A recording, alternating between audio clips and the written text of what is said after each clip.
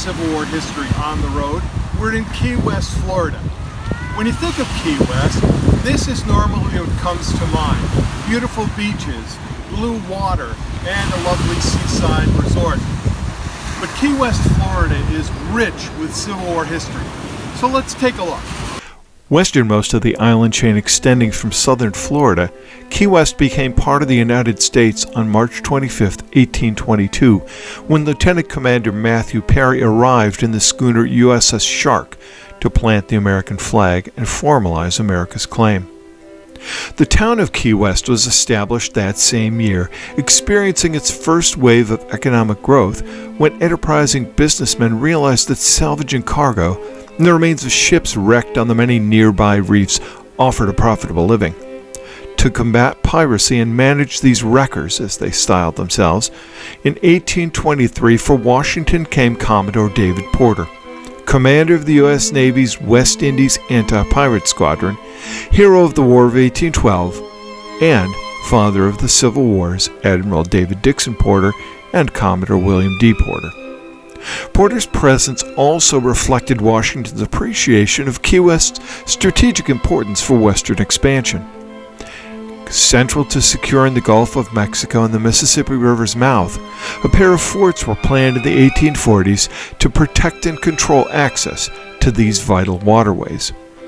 Construction of Fort Taylor, beginning in 1844 on the Key's southwestern shore, and Fort Jefferson on remote Garden Key in 1846, fostered the region's second economic boom by attracting new entrepreneurs. This wave also brought hundreds of slaves to Key West, all with the federal government's encouragement. This expansion created fortunes for many Key West residents, new and old. Among these was Asa Tift, in whose home the writer Ernest Hemingway later drafted several of his novels, and Stephen Mallory, a correspondent for the New York Herald newspaper who became a U.S. Senator and, with the advent of Civil War, the Confederate Secretary of the Navy. The two still incomplete forts in Key West only became more important when Florida seceded to join the new Confederacy on January 10, 1861. Although most Key West locals, their fortunes earned through slavery, supported the Confederacy, it was the Union that moved first. At midnight on January 13, 1861, Captains John Brannan of the 1st U.S. Artillery and Edward B. Hunt of the Engineers quietly led their 50 men from the North Shore Barracks out along the 1,000-foot causeway to occupy unfinished Fort Taylor. Despite controlling Fort Taylor, which in turn offered control over Key West itself, Union forces faced considerable challenges. Only 2 officers and 50 soldiers now manned a fort designed to be staffed by 1,500 men. To secure the fort, built to defend against assault by sea, not from the town itself, and control the town by firepower, Union soldiers quickly built a defensive drawbridge, sealed those casemates not bearing cannon, and reoriented the fort's guns from the coast-facing walls to the long wall overlooking Key West. With large coastal guns now dominating Key West, the town was in Union hands forever. The Union's control of Key West expanded when, in February 1861, Major Fitzjohn Porter arrived with 92 New York artillerymen, and Major William French arrived, replacing Captain Brannan in overall command at Key West. In spring 1861, 116 Key West Union men of the Key West Guard Militia Unit arrived to join the Fort Taylor garrison. Next, an Army desalinization machine arrived from New York, providing sure fresh water supplies for Fort Taylor. On May 10, 1861, exactly 4 months after Florida left the Union, the federal government declared martial law over the town, and in early 1862, 2 Martello towers were built along the southern shore, each bearing a naval gun atop it to drive off any Confederate assault from the sea. Key West had become a vital Union port, supporting Washington's naval blockade of the Confederate Florida coast and keeping the breakaway southern state from importing foreign items, especially arms, and exporting goods especially cotton, to foreign markets. Ironically, playing a vital role in strangling the Confederacy's economy, opened Key West's third economic growth phase. Because fully controlling the town, vital to controlling the port, over the long haul couldn't be done just from the safety of Fort Taylor. In January 1862, now Brigadier General Brannan, who had first secured Key West, returned to occupy the town with 4 Union infantry regiments, the 90th and 91st New York, the 7th New Hampshire, and the 47th Pennsylvania. 6 months later, in mid-June 1862, with the town now secure from within, the 91st New York, 7th New Hampshire, and 47th Pennsylvania departed for Hilton's Head, South Carolina, leaving only the 90th New York. Under its Colonel Joseph Morgan, cousin of financier and banker J.P. Morgan, the 90th New York opened Key West's only wartime newspaper, New Era. Another change came with the implementation of Lincoln's Emancipation Proclamation on January 1, 1863, when Key West's many African American residents found themselves all legally free. If some of these men weren't entirely sure what to make of this development, the Union Army certainly was.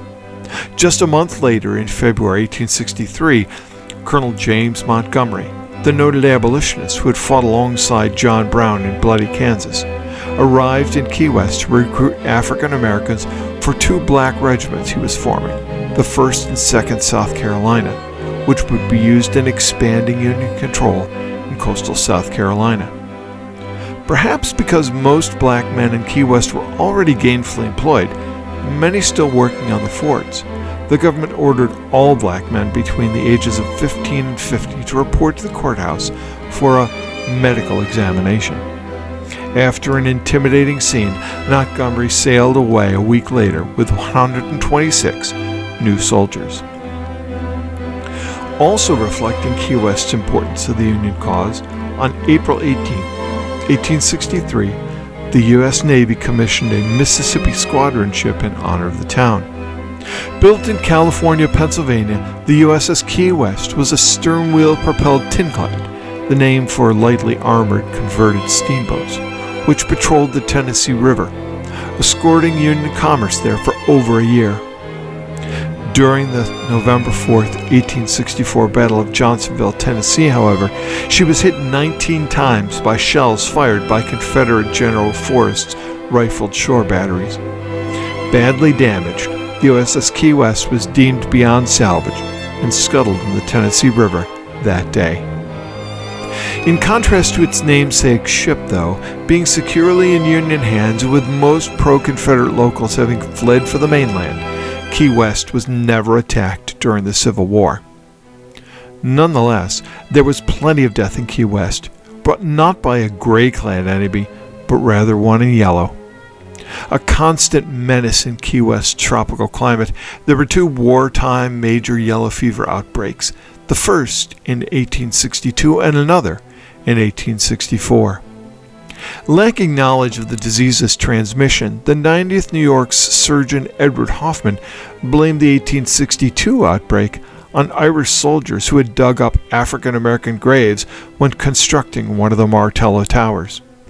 Although the Marine Hospital, built in 1844, treated victims throughout the war, it would be years before the fever's cause was discovered, leaving its treatment haphazard and often ineffective. Until then, Army doctors and officers struggled to maintain the Army's presence against the plague. Each regiment sent to Key West quickly racked up sick and dead to yellow fever. When losses threatened the effectiveness of the 47th Pennsylvania, which had returned to replace the already thin 90th New York, 2 fresh regiments were brought in, the 110th New York and the 2nd U.S. Colored Troops. This last regiment's assignment might reflect Army surgeons' belief that black troops were naturally immune to yellow fever's effects. As if to prove this assumption wrong, death now stalked the 2nd U.S. Colored Troops and the 110th New York nearly as it previously had the 90th New York. Where that regiment lost 132 men and officers during its 4 months at Key West, the 2nd U.S. Colored Troops sacrificed 146, and the 110th New York lost 194 men. If not equal in life, the men of these units, whatever their race, were clearly so in risking death to yellow fever. On top of rampaging disease, though, the U.S. colored troops also had to contend with racial animus. Despite supporting the Union, Key West remaining residents were creatures of their time, and so bristled at the idea of living under the authority of African American soldiers. Commanding the 2nd U.S. Colored Troops was Lieutenant Colonel John Wilder, a Boston lawyer who had served with the now famous 54th Massachusetts, featured in the film Glory.